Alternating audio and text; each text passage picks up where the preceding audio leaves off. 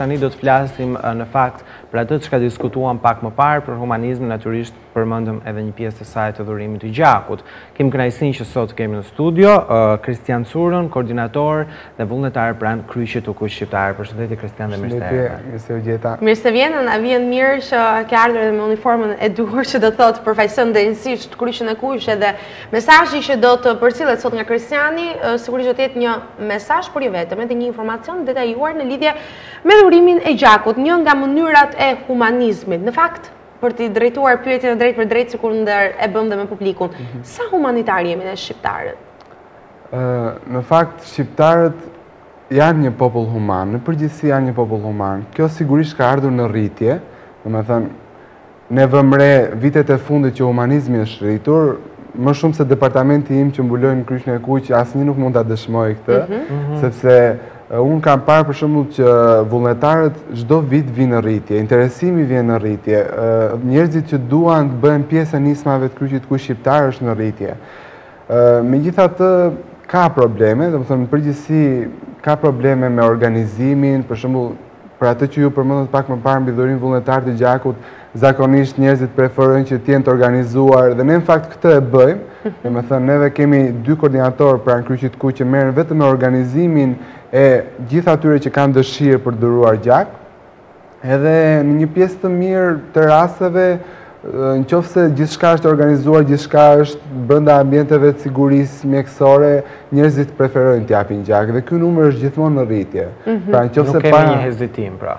Jo, kanë hezitim vetëm pjesën e sigurisë, që pyesin a është e sigurt, mos kanë një rrezik infektimi, por realisht këto sot nuk ekzistojnë. Domethënë tani pajisjet që me të cilat merret gjaku janë absolutisht sterile, nuk kanë asnjë kontakt me mjedisin, edhe ajo qeska sterile hapet në sytë e atij që dhuron gjak, kështu që pra ka nevojë për siguri. E në fakt shpeshherë, të paktën edhe nga miqtan që patëm në linjë të drejtë për drejtë aq më parë, ekziston dhe frika, sepse shpeshherë kemi dëgjuar që sëmundjet transmetueshme janë marrë pikërisht në këtë lloj forme, teksa kanë bërë ndoshta transfuzion e gjaku. Ndaj në ditët e sotme mund të theksoj me bindje të plotë që kjo siguri vjen transparente në syrin e publikut? Absolutisht po. Domethënë unë jam vetë pjesë e Universitetit Mjekësisë dhe e di shumë mirë që një pjesë shumë e madhe e sëmundjeve transmetohen nëpërmjet agës ose shiringës. Por unë e them me bindje të plotë sot që ato mjetet aget me të cilat merret gjaku i çdo personi janë një përdorimshme për të gjithë dhe janë absolutisht sterile nga ambienti. Jo që nuk bëhet llaft të përdoren 2 herë tek persona të ndryshëm, por janë absolutisht sterile edhe ndaj ambientit jashtëm. Një tjetër ankesë në fakt të cilën mund ta vëmë në pa, e thënë nga publiku ishte edhe fakti që nëse dikush merr iniciativën për të shkuar e për dhuruar gjak, okay, mund të jap gjakun e trupit thanë disa zonja, por më duhet të paguaj për të bërë analizat paraprake, që do të thotë jo vetëm që dhuroj, por më duhet edhe një kosto nga xhepi im personal. Mirë, atëherë kjo është pjesë një pjesë për ta sqaruar ndoshta formaliteti që unë me kënaqësi dua ta sqaroj.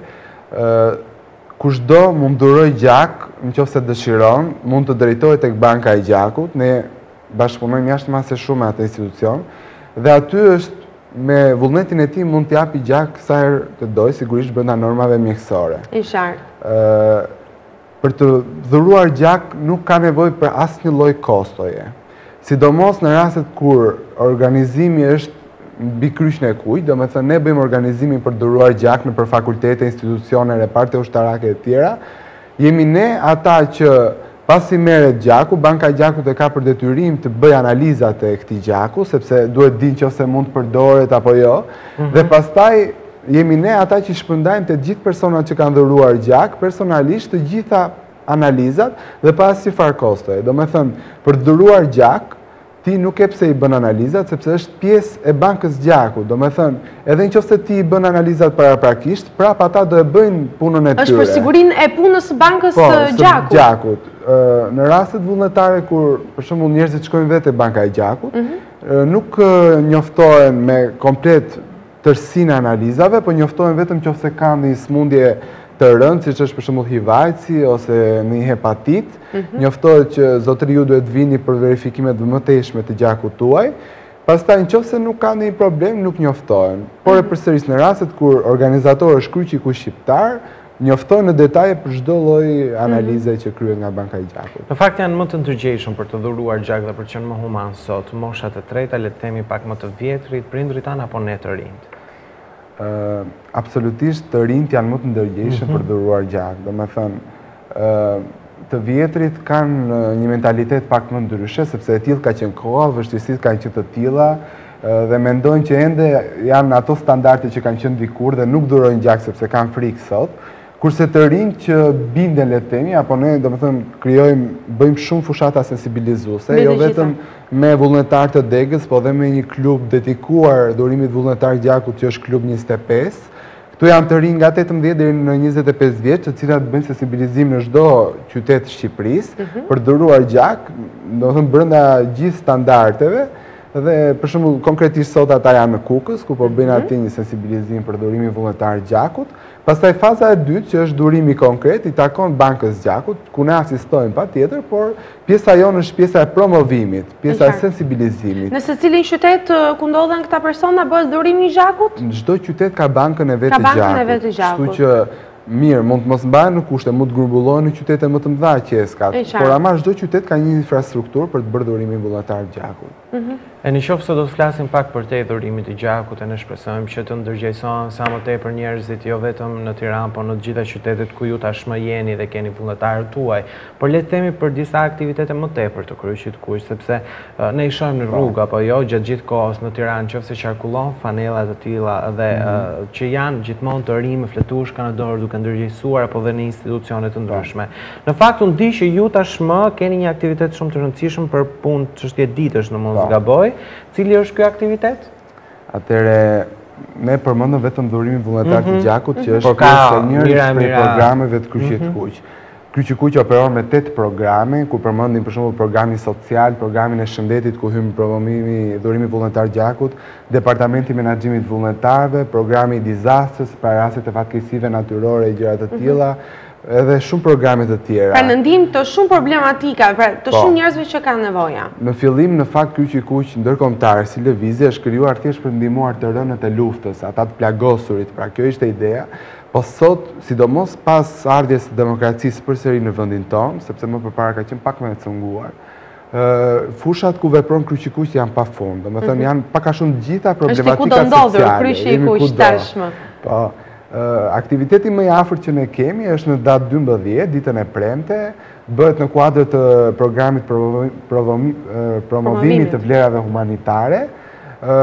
Kemi një bashkëpunim shumë të mirë, në fakt, me shkollat nëntëvjeçare dhe të mesme, ku aty bëjmë dhe shërbimin komunitar që është një që ka hyrë ri tani në kurrikulën e gjimnazit dhe është i detyrueshëm për të gjithë, ku ne, domethënë, operojmë me shumicën e shkollave, por me shkollat nëntëvjeçare po bëjmë një fushat që e kemi quajtur konkursi i vizatimit. Është një konkurs shumë i lezetshëm, sepse nëpërmjet mendimeve të fëmijëve, domethënë tema është e lirë si e konceptojnë fëmijët Kryqin e Kuq.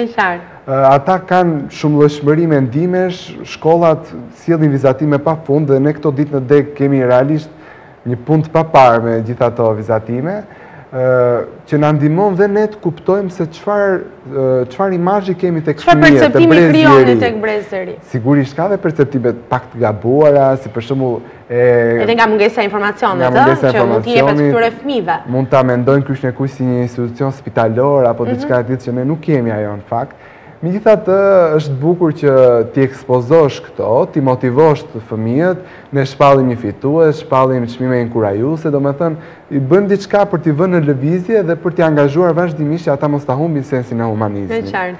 Megjithatë, aktivitetet nuk janë vetëm këto, ne jemi në kuadër po përgatitemi për fushatën e rritjes së fondeve maj qershor, ku finalizohet në qershor me gjithë fëmijët në vështirësi, me gjithë institucionet sociale ku ka fëmijët që nuk dëgjojnë, që nuk shikojnë, fëmijët jetim, handikapët, fëmijët down. Domethënë bëhet një fushatë mbledhje fondesh që më pas këto fonde t'i çojmë për ta. Ti bëjmë dhurata, ti bëjmë festa, domethënë është diçka shumë e bukur. Kjo pastaj vazhdojmë në maj, në ditën ndërkombëtare të lëvizjes së Kryqit Kuq dhe gjysmëhënës Kuqe, që është 8 maj. Aty do bëjmë konkursin kombëtar të vizatimeve, sepse çdo qytet bën këtë konkursin e vogël që kemi ne të premten dhe pastaj finalizohen në një konkurs kombëtar. Pastaj kemi konkursin e ndihmës parë, sepse dhe ndihma e parë që programi vetë në Kryqin e Kuq që operon, që është shumë i rëndësishëm. Sepse sa herë thuhet tek publiku, aq herë prapë është nevojshëm për të marrë informacioni. Për sa i përket ndihmës së parë. Dhe meqense ti e preke këtë pikë, në fakt, në eksperiencën e këtyre viteve, a janë shqiptarët të përgatitur për të dhënë ndihmën e parë në rast të nevoje? Po, atëre besoj shumica e teleshikuesve që po na ndjek e di që për të bërë patentën duhet kalosh nga Kryqi i Kuq për të bërë një kurs të ndihmës parë. Kjo tashmë është e detyrueshme për të gjithë, pavarësisht moshave, pavarësisht të gjithave, sepse është parë si nevojë që shqiptarët kenë një informacion bazë për ndihmën e parë.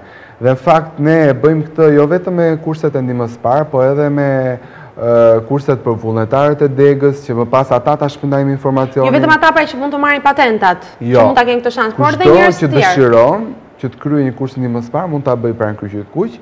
Bëjmë sensibilizime në publik, me rastin e ditës ndërkombëtare të ndihmës parë, dalim në Tiranë, bëjmë aty, krijojmë situata simulimi, aksidentesh që të duken sa më reale.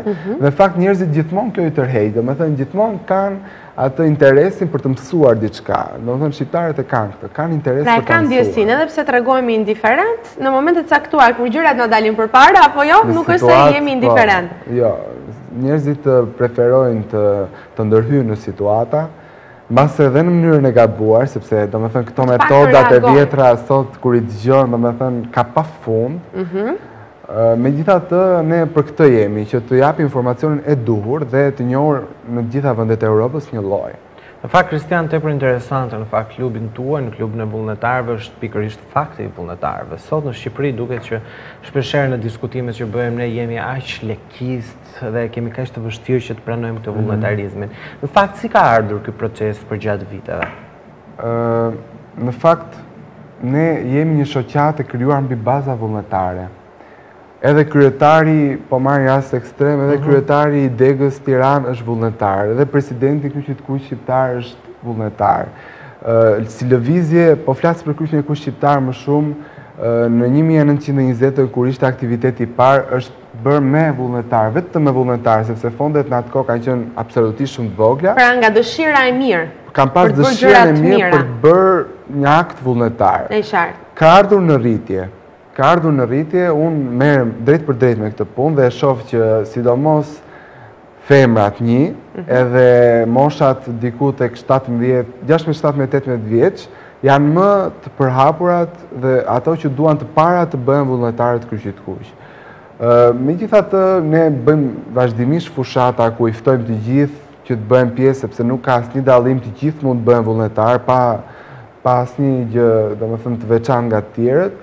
Dhe i ftojmë që t'japin një akt human si që bëjmë ne çdo ditë. Pra, shqiptarët janë edhe vullnetarë, shohim që të dalin në pa edhe një pjesë tjetër, jo vetëm humanismi, sepse na duket sikur ne shqiptarët jemi shumë materialistë, por edhe kur bëhet fjalë për vullnetarizme të tilla, ne jemi të gatshëm, apo jo? A është më tepër brezi i ri që akuzohet së tepërmi për këtë materializëm, apo jo? Ti vetë je një individ, apo jo që në mënyrë vullnetare? Unë vetë jam një 19 vjeçar, që përveç gjithë punëve të tjera, që studioj fakultetin e mjekësisë e kështu me radhë, gjen kohën edhe për punën vullnetare. Për këtë pjesë. Çfarë kënaqësie e merr nga kjo punë? Për ta parë pak sa të kënaqësia që merr një individ kur është edhe vullnetar. E marr vesh. E para njëherë çdo punë që bëhet në Kryqin e Kuq bëhet në grup. Bësh një punë në grup që arrit një rezultat. Ky për mua është një satisfaksion shumë i madh, sepse kur bën diçka dhe shef që nuk arrin dot i vetëm, është e vështirë, mund edhe ta lësh për gjys ose të mërzitesh. Të lodhesh nga kjo gjë. Po kur ke diku tjetër që t'jep një dorë ose kur, për shembull, raste tipike janë rastet e dizastrës, për shembull që ne përfatkeqësisht edhe si vjet Shkodrën e kemi në ujë, që mblidhen diku tek, domethënë 100-150 vullnetarë në magazin që paketojnë bashkë ushqimet e këto. Kur shef dikë tjetër që e bën, ose kur shef 50 të tjerë që e bën, edhe ti ai që motivohesh për të dhënë ndihmën tënde. Kështu që satisfaksioni pastaj kur arrin, kur e shef në televizor ose kur ne shkojmë vetë në Shkodër dhe ja japim asaj familjes, ajo buzëqeshja është, domethënë është rezultati më i mirë, është pagesa më e mirë e mundshme. Në fakt, një tjetër pjesë e rëndësishme që të funksionojë një organizatë qoftë jo fitimprurës apo fitimprurës, është edhe bashkëpunim me instancat të tjera. Në fakt, sa i përkrahur është, le të themi, nga instancat qeveritare në Shqipëri, kryqi i kuq, apo edhe nga instancat e tjera, ka shkollat, sepse natyrisht që doni edhe bashkëpunimin e të rinjve, çdo individi.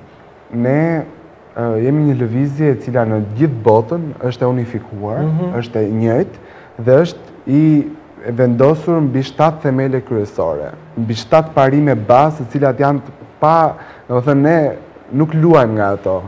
Një nga këto është paanësia dhe neutraliteti. Ne jemi një shoqatë neutrale, që njihemi nga ligji, njihemi nga konventat e Gjenevës dhe protokollet shtesë që në vitin 1945, kështu që mbështetje ne gjithmonë e kemi dhe shpresoj ta kemi nga gjitha instantat. Megjithatë, nuk diskutohet që aktiviteti jonë i përditshëm lidhet me të rinjt, lidhet me shkollat, lidhet me shërbimin komunitar që unë ju thash, me fakultetet, lidhet me institucionet sociale, më shumë se sa drejt për drejt me qeverinë, sepse ne aty e kemi aktivitetin tonë, realisht aty veprojmë. Tek vetë populli thjesht, pra. Te populli thjesht, pikërisht. Ka patur kryqi i kuq suporte ndoshta edhe nga njerëz me influencë, që do të thotë momentet caktuara kur ka ndodhur, sikurse ju përmendët Shkodrën, por ka patur edhe shumë problematika të tjera vendyn. Njerëz të cilët kanë një suport financiar, ju kanë përkrahur për ta përçuar më tej këtë mision tuaj vullnetar? Po, është e vërtet, kjo është pjesë e programit të rritjes fondeve që unë ju thash pak më parë, ne vërtet operojmë me të gjitha shkollat, dohën kalamajt kanë qef të mbledhin në një gjë, në një ushqim, në një veshje. Megjithatë, ka dhe shumë donatorë, sigurisht, ka raste kur duhet shumë ndihmë. Ne operojmë me donator privat, ka dhe donator privat, operojmë dhe me aplikime projektesh, siç gjitha shoqatat kanë mundësi ta bëjnë këtë. Domethënë, kështu që gjithmonë e kemi atë pjesën që është e nevojshme për rastet e fatkeqësive ose rastet e emergjencës, siç ishte tragjedia e Himarës, shpërmbytjet e tjera. Në këtë rast nuk mungon vetëm vullneti juaj, sado të madhe ta keni fuqinë dhe dëshirën, apo jo? Megjithatë ne kemi ndihmën, e kemi përveç nga donatorët drejt për drejt në deg, e kemi dhe me Selinë e Kryqit Kuq Shqiptar, por kur ka raste të jashtëzakonshme pastaj dhe me Federatën Ndërkombëtare në Gjenevë. Në fakt, ti the që ke dhe angazhime të tjera, je në shkollë duke ndjekur fakultetin e mjekësisë, nuk e di sa angazhim të përditshëm të zë kjo punë, që do të thotë, është njësoj sikur të ishte një punë e paguar? Të duhet shumë kohë gjatë ditëve të javës të përkushtuar, apo vetëm kur ka raste decizive të rralla apo evente të caktuara kërkon një impenjim më të madh? Për të kuptuar edhe frymën e vullnetarit edhe për të ndërgjegjësuar ndoshta edhe të gjithë të rinjt. Në fakt, unë kam pak a shumë një pozicion vullnetar, po një pozicion degën e Tiranës, si është koordinatori i menaxhimit, që në fakt e kam të detyrueshme, si me thënë, që të paktën 2 herë në javë të paraqitem, të shkoj, të merrem me database-in e vullnetarëve, të pozicionoj në për koordinator teknik, të raportoj. Në raste jo të jashtëzakonshme. Po, në raste normale. Pastaj në raste të jashtëzakonshme kemi pas raste që na është dashur të rrim jashtë orarit, na është dashur të vemi çdo ditë, të japim angazhimin tonë, kështu që megjithatë unë eci gjithmonë me moton që nëse do diçka, vërtet e do, e pëlqen, e gjen kohën gjithmonë. Nuk është justifikim, s'kam kohë që i gjeni shqiptarët shpesh për shumë gjëra. Mund ta ken këtë, s'kam kohë të merrem me atë. Kur vjen puna tek gjërat e vogla ka kohë. Në fakt janë këto gjëra që mund të ndihmosh të tjerët, mund edhe të kënaqësh veten. Dhe kjo është shumë e bukur në fakt. Të shohësh brezin e ri që flet mbi të gjitha kaq bukur, me kaq pasion, kaq dëshirë për të arritur rezultate që prekin në këtë rast të gjithë vendin e të gjitha nevojat e njerëzve. Kristian, nëse mund të flasim në shifra, numri të rinjve vullnetarë sot në Tiranë e më pas në gjithë Shqipërinë deri sa shkon? Atëre, neve kemi një numër janash shkurtmaj të këtij viti, kemi diku tek 150 vullnetarë të rinj. Pra që kanë ardhur për herë të parë në derën e Kryqit Kuq dhe kanë dashur të angazhohen. Sigurisht, degët e mëdha si Tirana e kanë me udhësim që duhet plotësojnë një numër diku tek 250 vullnetarë të rinj në vit. Tirana absolutisht gjithmonë e kalon këtë. Domethënë vitin e kaluar ne kemi shkuar 450, po. Se mjafton që të ketë vullnetar. Sigurisht, kemi kaluar diku tek 450 vullnetarë të rinj. Megjithatë, është edhe e vështirë menaxhimi, nuk është shumë i thjeshtë, sepse 400 vullnetarë janë shumë. Janë vërtet shumë dhe gjithë duan të jenë në çdo aktivitet Kryqit Kuq, që është e pamundur realisht. Megjithatë ne gjithmonë lajmërojmë kur kemi mundësi, kur ka fushata shumë të mëdha, siç bëhet ai marshimi për parandalimin e IFSI-s 1 dhjetore kështu. Megjithatë dëshira është e madhe. Dëshira është e madhe dhe vullneti i të rinjve është në rritje, kështu që unë eci do më thënë me shumë shpresje për të ardhmen, do jetë akoma më mirë, do më dhe të rinë do kenë akoma më shumë dëshirë për të angazhuar. Në fakt, Lëviz, të pyeti për të rinë të duhet pyes pak për më të rriturit. Sa mund të jetë numri i persona më të rritur të cilët për ti familjeve, angazhimeve familjare gjejnë kohën për të përfshirë edhe në këto aktivitetet të Kryshit të Kuq. Sigurisht janë më të pak, por ekziston? Ka një numër të saktuar? Patjetër që ka, po është shumë më i vogël se vullnetarët. Nuk merret në konsiderat me të rinë. Janë, domethënë, që dëshirojnë të marrin pjesë, instruktorët e ndihmës së parë janë me baza vullnetare dhe ata janë të trajnuar dhe për raste dizastre, si për shembull ndërhyrjet në zonat minuara siç ndodhi Gërdesi apo Kotadion. Kështu që ka dhe vullnetar të rritur, në fund fundit dhe stafi i degës vullnetar jemi të gjithë, kështu që të gjithë në një shëllim. Po. Në fakt, na vjen mirë që kemi zhvilluar një bisedë të tillë, jam e bindur që kemi përcuar më të mirën e mundshme edhe tek publiku, kemi komunikuar me publikun për sa i përket jo vetëm durimin të gjakut, por humanizmin në përgjithësi, por e kemi parë edhe në një aspekt profesional. Falenderojmë shumë që ishte në studio. Shumë faleminderit ju për ftesën. Edhe shpresoj që misioni juaj të depërtojë tek të gjithë shqiptarët, sa më shumë. Faleminderit. Dhe shpresojmë që të kemi sa më tepër vullnetarë kristianë që natyrisht të gjithë të bashku të kontribuojmë në ata target grupet të cilat kanë nevojë. Gjithsesi ne këtu përfundojmë edhe këtë emision të ditës së sotme së bashku me Kristianin, përmbyllim kështu misionin ton të transmetimit të One Morning, natyrisht që kemi qenë bashkë për gati 3 orë radhazi. E sot kemi patur një ditë vërtet speciale, kemi folur për misione humane, natyrisht kemi patur një mëngjes ndryshe. Sigurisht nesër ne do të jemi sërish me ju. Sigurisht me të tjera surpriza, megjithatë edhe sot mund të mbeteni ende në ekranin e Channel One, një programacion i zgjedhur do të vijoj edhe pas këtij transmetimi. Faleminderit që u bët protagonizën Andoqët, ju takofshim nesër.